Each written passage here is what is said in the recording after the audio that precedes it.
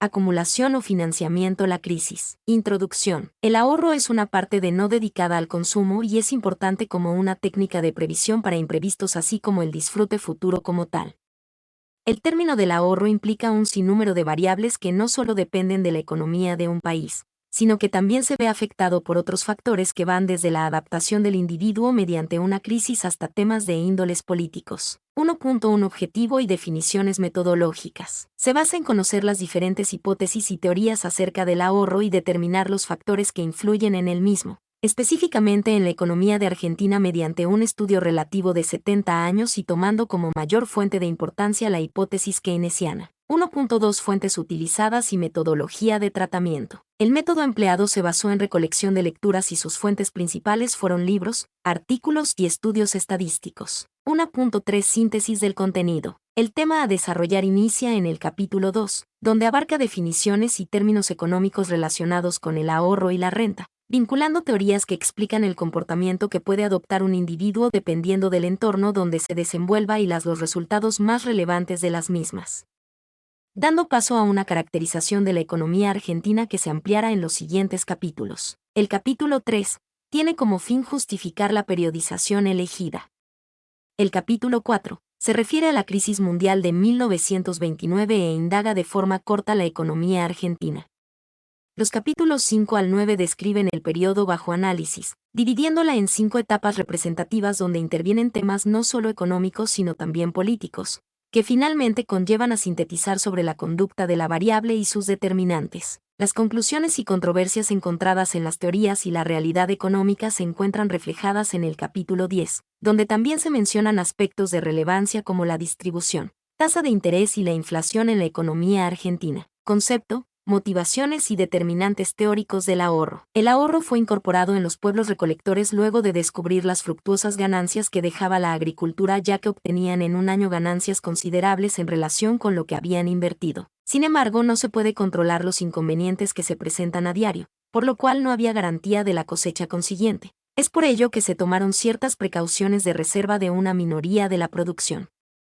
Es decir, se anexó una nueva técnica conocida en la economía como el resguardo. A su vez, dicha técnica le dio paso al trueque, reservando parte de lo producido para intercambiarlo por otros artículos de primera necesidad. Y al cabo del tiempo la economía se transformó a la producción de artículos por dinero, lo que se conoce como economía monetaria. El dinero comenzó a funcionar de distintas formas, descritas de la siguiente manera. Unidad de cuenta. Es un bien de precio fijo. Medio de pago. El dinero se acepta universalmente para realizar transacciones y cancelar deudas. Reserva de valor. El dinero servir para conservar el poder adquisitivo a lo largo del tiempo. El valor del dinero en el tiempo. Recompensa de sacrificar consumo presente para poder consumir en el futuro. Para diferenciar entre el valor del dinero y el resguardo en una economía denominada no inflacionaria se deben relacionar algunos parámetros como el ingreso disponible, YD, que se puede desagregar en una parte de consumo, C, y otra parte que sería de ahorro, S. Es decir, matemáticamente se cumpliría. Esta relación es de suma importancia ya que si en el presente se consume menos y se ahorra más, en el futuro se podrán obtener un mayor ingreso disponible.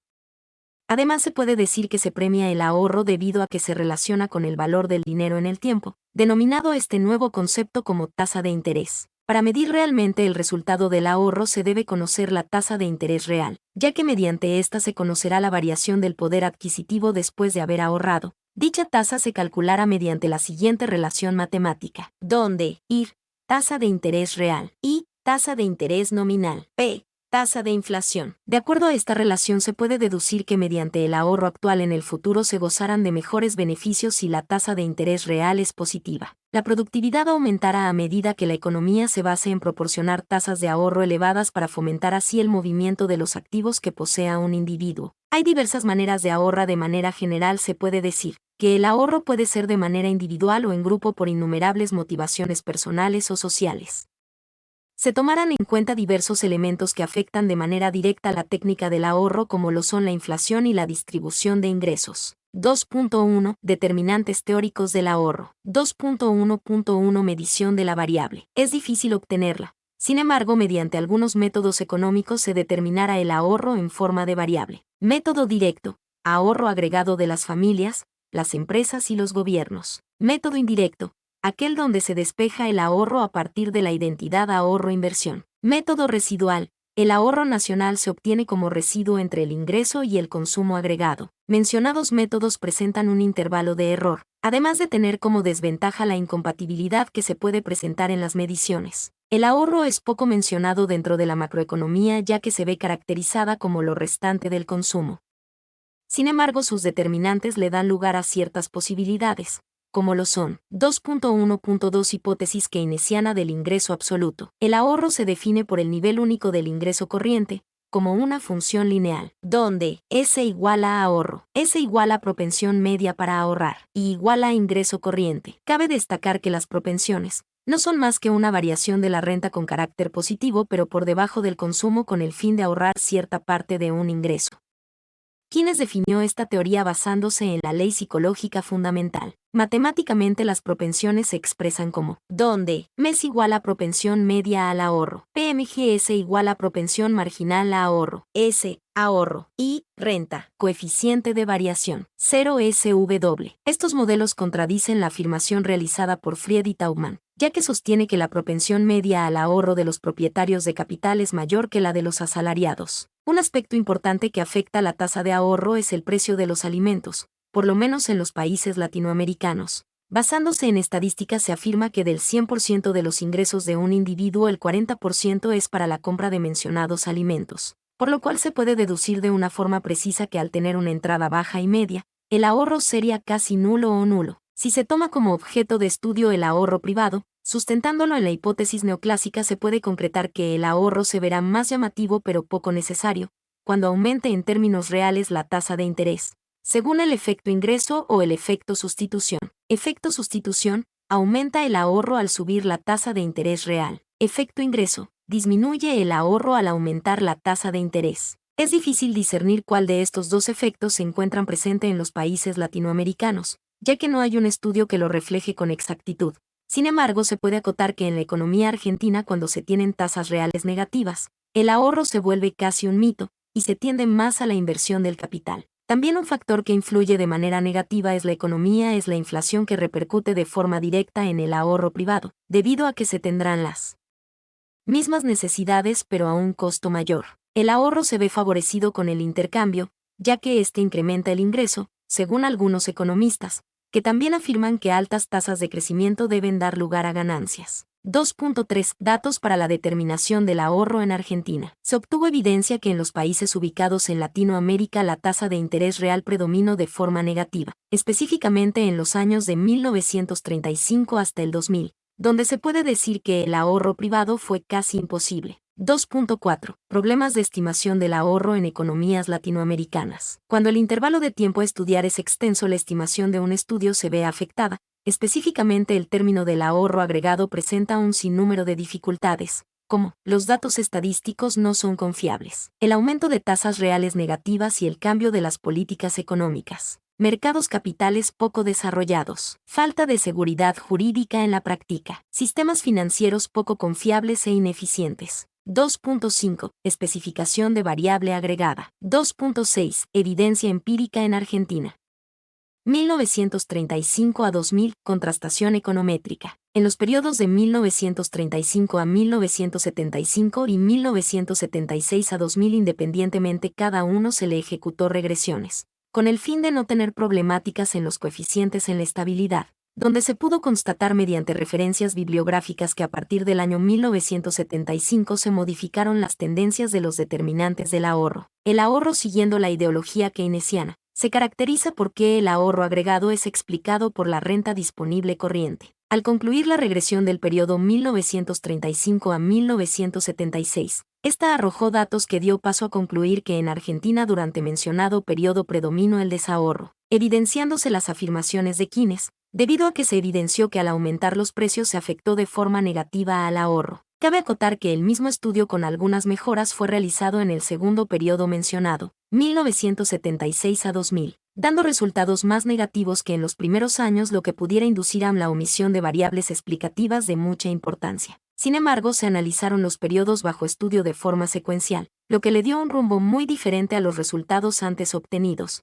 destacando la posibilidad de anular los datos de la regresión obtenidos con anterioridad. De forma radical se concluye que los resultados se asemejan más a la teoría sostenida por Kuznets y Goldsmith, donde se comprueba que la propensión marginal al ahorro privado, 18.42% del ingreso disponible, se asimila significativamente por la propensión media que es de 18.33% para el total del periodo en la economía argentina, dejando anulada la hipótesis keynesiana que en un principio tuvo fundamentos fuertes de aceptación. 2.7. Decisiones de asignación del ahorro privado. Financiamiento de la inversión bruta interna. Cuando el ahorro familiar y empresarial es destinado a la adquisición de bienes de capital para la producción interna. Financiamiento del sector público. La transferencia de ahorro privado de forma voluntaria o forzada. Financiamiento del sector público extranjero. Es cuando salen ahorros de un país hacia otros, o cuando una empresa puede exportar capitales sin limitantes. Criterios para la determinación de los periodos bajo estudio. La idea de este capítulo es resaltar los hechos característicos es aspectos económicos y políticos trascendidos en Argentina, en periodos bajo estudio, donde se indagó el ahorro privado de mencionado país en busca del ajuste del ahorro. El periodo bajo estudio se dividió en fases, para explicar de manera más clara los elementos más resaltantes para el cálculo del ahorro. Dichos elementos son, el marco internacional, el marco político interno, evolución macroeconómica, relación ahorro-inversión, política monetaria y fiscal. El comportamiento del ahorro se observará como agregado macroeconómico y en términos de las funciones ya expuestas, destacando que las conclusiones estadísticas y analíticas no se realizaron debido a la subdivisión de periodos muy pequeños. 1935-1952 se caracterizó por los lineamientos económicos realizados por parte del Estado, donde se evidenció el doble rol de productor de bienes y servicios, y de regulador e interventor. Las regularizaciones afectaron variables claves como la tasa de interés, el tipo de cambio y la distribución la renta. El Estado se hizo partícipe del mercado de bienes y servicios. Dándose una ruptura del modelo agroexportador, se inició un estudio del ahorro que entre otras cosas le dio lugar a la creación del Banco Central de Argentina, denotando importantes cambios de mejoría económica. 1953-1975. En este periodo se descontroló el avance al mercado libre, se llevaron a cabo marchas y contramarchas de índole políticas. Sin embargo, Argentina ingresa al Fondo Monetario Internacional, pero continúa el incremento de la tasa de inflación causando declinación al consumo. De igual forma se produjo una regulación estatal debido a la puesta en marcha de nuevas políticas económicas. 1976-1983. Está caracterizado por la reforma financiera, que conlleva un cambio en las políticas bancaria y cambiaria, asignación de créditos, especialmente en el vínculo de la tasa de interés en pesos y la cotización del dólar. Sin embargo, en materia política, la dictadura tuvo fin luego de un derrocamiento militar, y se evidenció una crisis debido a la deuda externa en el que incurrió el país. 1983-1990. Esta etapa se vio enmarcada básicamente por tres hechos relevantes. Primero, el financiamiento del Estado Nacional y las provincias. Luego, el aumento de la deuda externa que trajo como consecuencia la pérdida de ahorros, entre otras cosas. Y por último, una creciente fuga de capitales. Todos estos factores desencadenaron dos hiperinflaciones y una fiscalización del ahorro privado. 1991-2000. Comenzó a estabilizarse la economía, ya que hubo un cambio de mercado del fijo a un mercado libre, dando paso a una tasa de interés real positiva y abundancia de capitales del exterior.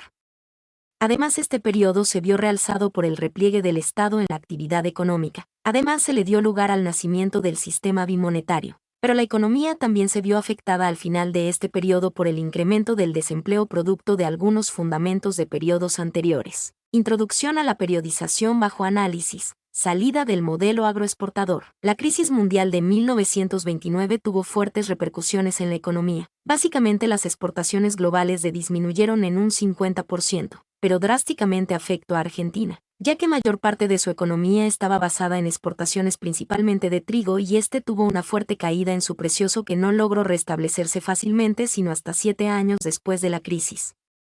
Estos hechos afectaron de forma negativa el intercambio que habían ayudado a sustentar el país durante varios periodos en el pasado, por lo que se puede decir que se evidenció una deflación inalcanzable no vista antes en la economía de hoy, desencadenando la retirada de la inversión extranjera y dejando al país dependiente de la inversión pública y privada. En 1913, en la Argentina, alrededor del 75% del capital extranjero invertido, que equivalía al 50% del capital fijo de toda la economía, estaba concentrado directa o indirectamente en el desarrollo de la infraestructura. La élite ganadera librecambista fue la que caracterizó la secuencia de la economía, donde el Estado tenía una importante participación que se enmarcó por la restitución de un gobierno militar y la desintegración del proceso institucional. A su vez, las políticas gubernamentales se vieron basadas en la teoría general de Keynes publicada en 1936, ya que esta ideología causaba mucha influencia en diversos ámbitos económicos, resumiendo su criterio en que era más importante invertir que ahorrar.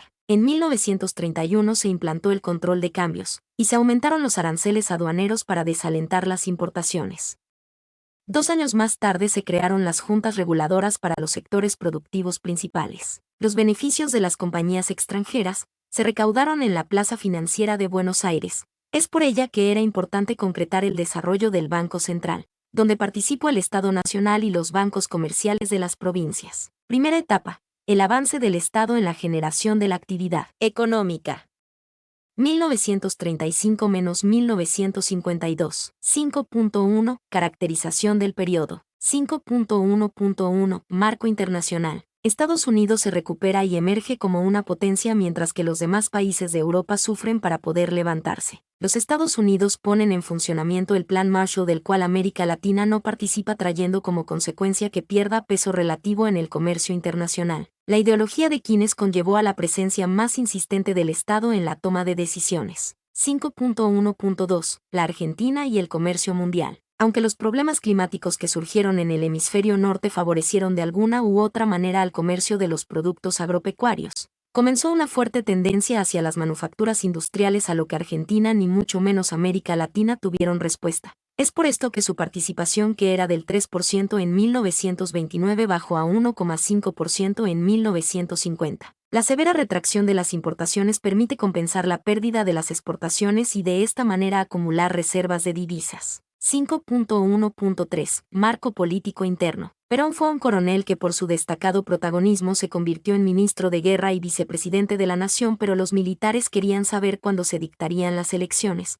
Esto era complicado de decir por las divisiones entre los mismos militares. Aunque Perón fue obligado a renunciar y luego fue encarcelado, al final se convirtió en presidente en 1946, dando inicio a un periodo de cambio en lo político. 5.1.4. La política económica peronista. El discurso económico de Perón contaba con 4 elementos: mercado interno, nacionalismo económico, rol preponderante del Estado y papel centrado de la industria. El Estado incrementó su importancia en lo económico como regulador y proveedor de servicios. La mala distribución y la falta de conocimiento contribuyó a una alta inflación en Argentina. La política monetaria y la creación del Banco Central. Previs tuvo la idea de que el Banco Central contara con detentar la exclusividad de la emisión monetaria, mantener reservas de oro o divisas como respaldo de esa emisión, regular el crédito y los medios de pago, inspeccionar y controlar a los bancos y demás entidades financieras, otorgar redescuento, controlar el mercado de las divisas, intervenir en forma activa en los mercados de dinero y cambio. Este banco abrió sus puertas en junio de 1935. Perón en 1946 nacionalizó el Banco Central de la República de Argentina y sucesivamente varios bancos apoyaron diferentes causas relacionadas a la actividad agrícola,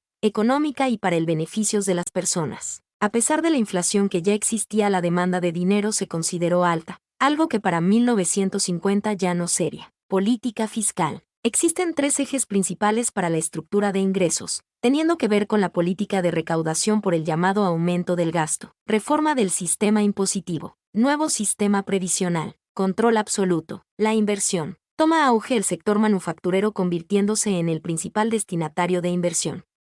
Es por esto que además de la guerra, la inversión extranjera desaparece de Argentina. Se caracterizó porque durante este mismo tiempo se inició la industrialización por sustitución de importaciones tanto de pequeños y medianos emprendimientos financiados con ahorro interno privado. 5.2. El ahorro privado entre 1935 a 1952. 5.2.1. Análisis descriptivo de los principales determinantes. La necesidad llevó a la redirección con el proceso de industrialización por sustitución de importaciones. A este se le agregaron los cambios que se hicieron notar en la distribución de la renta, teniendo la forma de créditos dirigidos al sector industrial y los incrementos de los salarios reales. 5.2.2 Contrastación empírica. El pensamiento keynesiano no puede ser puesto en funcionamiento con total éxito para este periodo y fue inútil tratar de agregar variables al asunto a modo de una mejor explicación. Como resultado, se tiene que la propensión media del ahorro privado para todo este periodo fue del 15% con descenso en 1938 y en el trienio de 1947 a 1949. Segunda etapa, inestabilidad política y stop and go. 1953-1975. Caracterización del periodo. 6.1.1 Marco internacional. La economía mundial siguió progresando después de terminar la Segunda Guerra hasta el año 1971, donde se llevó el derrumbe del sistema monetario de paridades fijas. Fue notorio el periodo mencionado, ya que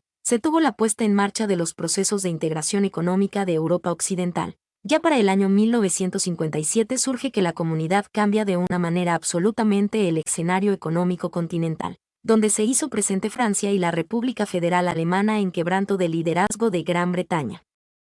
De acuerdo con los razonamientos que se han venido realizando, se obtuvo un doble impacto sobre las relaciones económicas argentino-europeas. Primero, Gran Bretaña iba perdiendo la importancia en el contexto europeo. Segundo, con el simple hecho de que Francia estuviera en el miembro de la CE, enviaba mensaje que la política agropecuaria comunitaria no iba a ser beneficioso para los argentinos. Mientras tanto, Estados Unidos consolida el liderazgo entre los países de mercado, profundizando la Guerra Fría en el campo diplomático y económico. Aunque existió el miedo a una conflagración nuclear directa entre dos países, Estados Unidos y la Unión Soviética. Pero Estados Unidos se volvió en el mayor titular de IED en el resto del mundo. Sin embargo, para América Latina, no todo iba caminando en una misma trayectoria, ya que los productos primarios fueron perdiendo el peso que tenía por el crecimiento comercial internacional que iba surgiendo. No obstante, surgió la creación de la Asociación Latinoamericana de Libre Comercio, ALALC, que uno de sus impulsores fue Raúl Prebisch, teniendo como objetivo el organismo la extensión cuantitativa más que cualitativa de los mercados de los países miembros, que serviría para fortalecer el proceso sustitutivo de importaciones común a la mayoría de los países latinoamericanos. Finalmente, la declaración unilateral de la inconvertibilidad del dólar provoca el rompimiento del sistema internacional de paridades fijas de los tipos de cambio en el año 1971 y por último la crisis del petróleo en el año 1973 que desarrolla una inflación de las economías industriales, la política exterior argentina y la inserción en los mercados mundiales. La primera presidencia de Perón, las relaciones que existían con Estados Unidos se representaban por un mutuo recelo, donde se intentaba conservar la posición equidistante con los dos grandes bloques políticos y económicos, trayendo consecuencia que se profundizaron los lazos comerciales con la URSS. Pero más tarde fue necesario que fuera revisada la estrategia por la causa de la crisis de divisas generada por la estructura misma del proceso ICI. En el año 1953 se tuvo el primer indicio fue la Ley de Inversiones Extranjeras. El objetivo más anhelado de los últimos años del gobierno peronista había sido el autoabastecimiento de petróleo. El gobierno inició un acercamiento a la petrolera californiana Standard Oil, que contemplaba la creación de una corporación ad hoc, denominada California Argentina. Destituido Perón, el acercamiento que se estaba llevando en proceso y la apertura a la inversión extranjera se profundiza. Ahora, con la llegada del Dr. Frondizi, se dicta la nueva Ley de Inversiones Extranjeras. Este gobierno pretendía conservar los lazos comerciales con la URSS para obtener equipos para la explotación petrolera. 6.1.2 Marco político interno. 20 años de inestabilidad. En el año 1952 representa un punto de quiebre en la política peronista. Tras la muerte de Eva Perón comienzan los primeros indicios de debilitamiento, donde se encuentra la crisis del sector externo de la economía y el brote inflacionario. Ya para el año 1955 fue muy inesperado el conflicto que existió la Iglesia Católica por la instauración del divorcio, la enseñanza laica y la separación de la Iglesia del Estado. Además, promovió las vías para la canalización de un movimiento opositor. Más adelante, se instala un gobierno provisional que estaba encabezado por el general Lonardi como presidente, siendo sustituido por el general Aramburu. Este último inicia proceso de represión política contra lo que consideraba los vestigios del peronismo. Debido a esto, el gobierno provisional llamó a elecciones constituyentes en el año 1957 y generales en el año 1958. En las elecciones constituyentes ganaron los votos en blanco del peronismo proscrito. Frondizi debió gobernar bajo la tutela del poder militar. Con las nuevas elecciones con el peronismo proscrito, se obtuvo como presidente el Dr. Arturo Illa, de la UCRP, con apenas el 25% de los votos, quedando en segundo lugar los votos blancos, pero a pesar de todo se tenía insuficiente apoyo popular. Ya para marzo del año 1973 se impuso las elecciones presidenciales encabezada por el Dr. Cámpora. Después de 18 años, el peronismo volvía al poder. La normalización institucional no restableció la calma política, todo lo contrario. En el año 1974 para julio muere Perón y lo sucede su esposa, María E. Martínez, a la sazón vicepresidente. La situación del gobierno se hizo insostenible, y desde los medios de prensa se anunciaba la inminencia de un golpe militar. Ya para el 24 de marzo del año 1976, una junta de comandantes se adueñó del poder en la Argentina. 6.1.3. Las políticas económicas entre 1953 y 1975. En el año 1952 existe una marca en el cambio de rumbo en la política económica peronista. La meta primordial era el control de la inflación, mediante restricciones al consumo y fomento del ahorro. La inflación se volvió el problema de las cuentas externas, donde se abordó mediante la sanción de la ya mencionada Ley de Inversiones Extranjeras. Considerablemente se reduce el gasto público. En el año 1953 se obtuvo alivio en las cuentas externas, pero para la recuperación de la economía se transcribía en aumentos de la demanda por importaciones de insumos industriales. Ya para el año 1955 reaparece el desequilibrio de la balanza comercial, sin existir deuda externa. Ya derrocado Perón, el gobierno provisional le entrega a Raúl Prebisch un diagnóstico de la situación económica, concentrándose en torno a los dos factores, balanza de pagos e inflación. Se unen los mercados de divisas en un tipo único, provocando una fuerte devaluación del peso. Una vez más, no mostró los resultados esperados. En menos de 4 años, el gobierno militar cambió 4 ministros de Economía. Pero Frondizi basó su política económica en los postulados teóricos del desarrollismo. Para el año 1959 se debió implementarse un severo ajuste, obteniendo préstamos de organismos internacionales. Pero en el año 1960 la economía mostró signos de recuperación, apoyada fundamentalmente en la IED. No obstante, se tiene un nuevo golpe de timón con la llegada a la presidencia del Dr. Illa. Se procuraba fortalecer el poder de compra de los salarios, mediante el establecimiento de un salario mínimo vital y móvil. En la misma forma, la economía reacciona positivamente a este continuo devenir cíclico de la economía argentina durante estos 20 años. Se lo ha caracterizado como stop and go. Un aspecto destacado de la política económica de Illa fue el tratamiento del tipo de cambio. Se aplica un novedoso mecanismo de mini ajustes que acompañaban a la inflación. Esta política fue adoptada en diferentes países conocida como Quallenkai. Tras iniciar el gobierno de Organía no se estaban bien claros los lineamientos económicos que se tenía que seguir. No obstante, Onganía colocó a Krieger Bacena en el Ministerio de Economía y presentó su plan de estabilización y desarrollo. El plan aceptaba y continuaba el proceso EASY, aunque buscaba dotarlo de eficiencia productiva. Sin embargo, se pudo notar que se redujo la inflación, pero no a los niveles esperables de un sistema de tipo de cambio fijo. También se redujo considerablemente el déficit fiscal, pese a que se encaró un importante plan de obras públicas. Ya para el gobierno de Levingston y Aldo Ferrer como ministro, se buscaba compensar la creciente extranjerización de la economía mediante normas como la Ley del Compre Nacional. Sin embargo, la reaparición de la inflación a un ritmo del 20% anual obliga a redefinir de nuevo el tipo de cambio.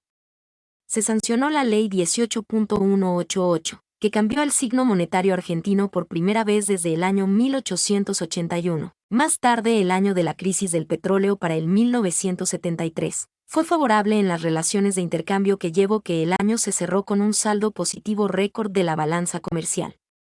Una diferencia importante con el primer periodo peronista fue el tratamiento hacia las exportaciones industriales. El ministro Rodrigo intenta sincerar las principales variables económicas. Horas después de asumir anunció una devaluación del 100% del tipo de cambio financiero y 160% del comercial. La estampida inflacionaria generada devastó las cuentas fiscales y externas y el caos económico se agregó a la creciente inestabilidad política.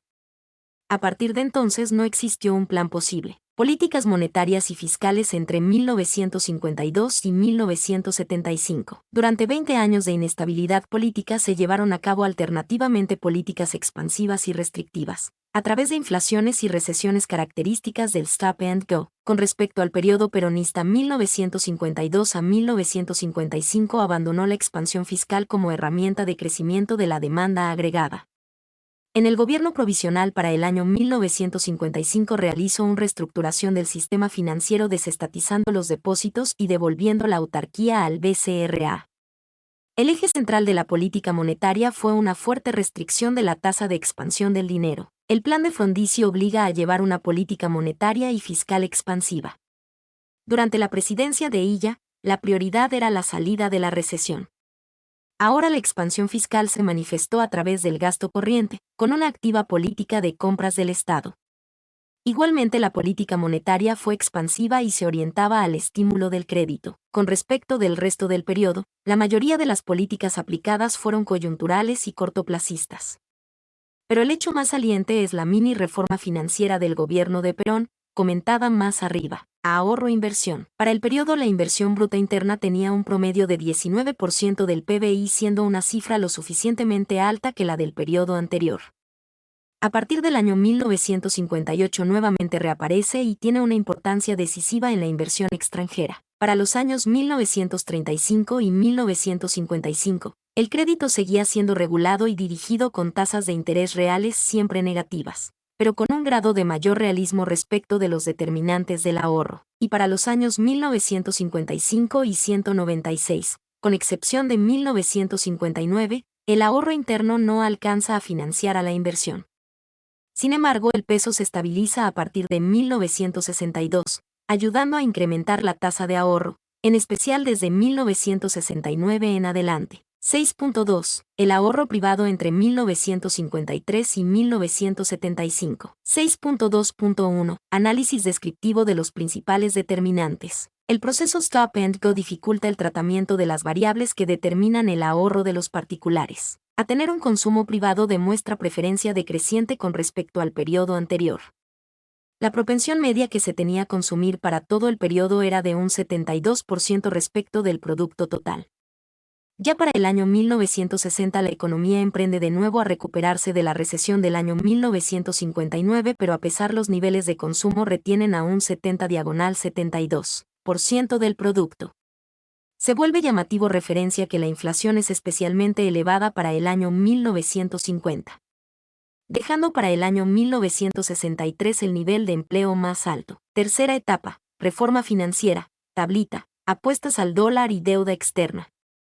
1976-1982. 7.1. Caracterización del periodo. 7.1.1. Marco internacional. Debido al rompimiento del sistema multilateral de paridades fijas, se tiene una nueva etapa de tensiones y alta inflación en los países industrializados. Se tuvo un incremento en los precios y en el racionamiento petrolero. Además, en la mayoría de las economías se obtuvo un lugar a una retracción mundial de la inversión productiva al mismo tiempo que la cantidad de dólares que estaban depositados en los bancos tenía un crecimiento aceptable. Para los países centrales reaparece la política proteccionista y las barreras al comercio comercial. Dadas las condiciones que anteceden, el tipo de cambio blando que existía tenía consecuencia en transformar los mercados mundiales de divisas en un territorio incierto. Además, se vivió el cambio de la política monetaria de los Estados Unidos, donde determina la suba de las tasas de interés internacionales. Se destacaba para ese periodo es el descrédito progresivo que sufren las políticas económicas keynesianas en los círculos académicos de los países centrales. Además, se comenzó a presionar sobre el paradigma del rol activo del Estado y la economía de bienestar. Mientras tanto, fines de los 70, Milton Friedman sostenía que de la relación inflación-nivel de empleo, cabía esperar niveles de precios cada vez más altos, hasta el punto en que los mismos alcanzaran niveles explosivos. Fue entonces que a mediados de los 70 se comienza a hablarse en la literatura económica del nuevo fenómeno de la estanflación, combinación de estancamiento de la producción y alta inflación, que atacaba el fundamento teórico de la teoría keynesiana y cuestionaba los postulados sobre los que se basaba la curva de Phillips. Pero las nuevas ideas enfocaban especialmente las balanzas de pagos de los países, como un fenómeno monetario antes que como el resultado del comercio exterior.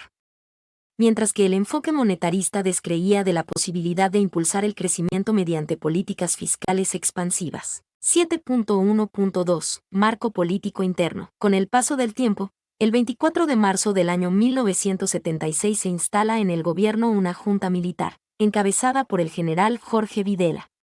Los militares tomaron por asalto el poder de Argentina. Una gran parte de la sociedad civil avaló el golpe. Se disuelve ambas cámaras del Congreso Nacional, las legislaturas y otros organismos institucionales. En ese preciso instante, salieron a las calles tropas de las tres fuerzas abocadas al aniquilamiento de las organizaciones guerrilleras. Sin embargo, la Junta pretendía demostrarse ante su sociedad como patriota, defensora de los valores occidentales y cristianos y cohesionada. Pero igualmente salieron a relucir disputas entre las tres fuerzas e incluso en el interior de las mismas. De igual manera, de tantos objetivos de mediano plazo que tenían, uno de ellos era la designación de un cuarto hombre que, en un tiempo prudencial, asumiera la conducción del Ejecutivo sin ser comandante de una de las tres fuerzas. Ya para el año 1981 en marzo se finaliza el mandato de Videla, que fue sustituido por Viola. Ahora con el gobierno de Videla, abandona el gobierno Martínez de Oz, relevado en la cartera de Economía por el Dr. L. Sigaud. No obstante, para diciembre Viola fue reemplazado el general Galtieri. Fue el responsable de llevar por primera vez al país a la experiencia de una guerra perdida. Sin embargo, el general Vignone fue el último presidente de la dictadura asumiendo el gobierno para el año 1982, donde procuraba una salida del poder que fuera lo más ordenada posible. 7.1.3 La política económica. Política monetaria y fiscal. Política cambiaria. Según Ferrer, llamó la economía semi-industrial dependiente que había sobrevivido durante 45 años, soportando gobiernos civiles y militares, las crisis de divisas y accesibilidad a insumos, los cambios destemplados de políticas económicas, las pujas distributivas y los efectos de más de 20 años de stop and go. Mientras tanto, el ministro Martínez de Oz expuso los objetivos fundamentales de su plan de reformas: lograr el saneamiento monetario y financiero indispensable, como base para la modernización y expansión del aparato productivo del país, en todos sus sectores, lo que garantizará un crecimiento no inflacionario de la economía, acelerar la tasa de crecimiento económico, alcanzar una razonable distribución del ingreso, preservando el nivel de los salarios, en la medida adecuada a la productividad de la economía. De otro modo, los efectos combinados de estas y otras políticas iban a ser diferentes a los del pasado. Posteriormente, se eliminan los aranceles a las importaciones y los subsidios a las exportaciones, donde se incrementan las tarifas de servicios públicos y por primera vez se indexaron los créditos a favor del Estado, trayendo como consecuencia un efecto propagatorio de esta práctica al crédito privado. A través del tiempo, en 1977, la oferta monetaria aumentó a razón del 2,6% mensual, mientras la inflación lo hacía a más del 10%.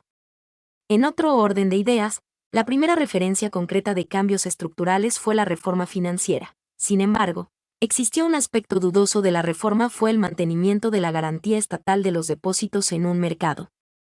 Además, la autoridad monetaria transfería a los bancos comerciales el rol de la asignación del crédito y la provisión de los recursos productivos, apostando a la eficiencia del mismo. Sin embargo, cuando la cantidad de dinero era inferior a la deseada, el aumento de las tasas de interés en un contexto de libre movilidad del capital atraía dólares del exterior que eran transformados a pesos y colocados en el sistema financiero local. Pero para el año 1980 se desató una crisis bancaria y financiera, donde el Estado debió atender la reparación de los ahorristas que habían ligado sus depósitos al régimen de garantía estatal.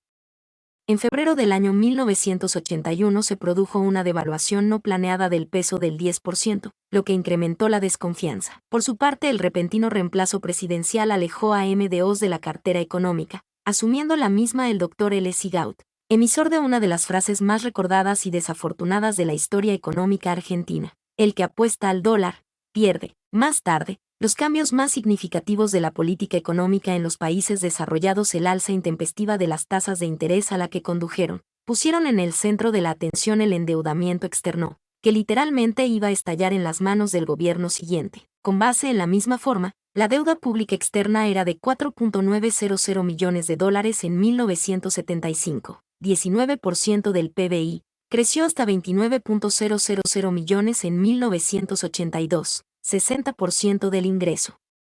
El gobierno militar asumió como Estado la responsabilidad por el cumplimiento de la deuda externa privada. Ahorro e inversión. Dadas las condiciones, se tiene un agudo flujo de entrada neta de capitales, aun cuando en general el ahorro interno financia largamente a la inversión.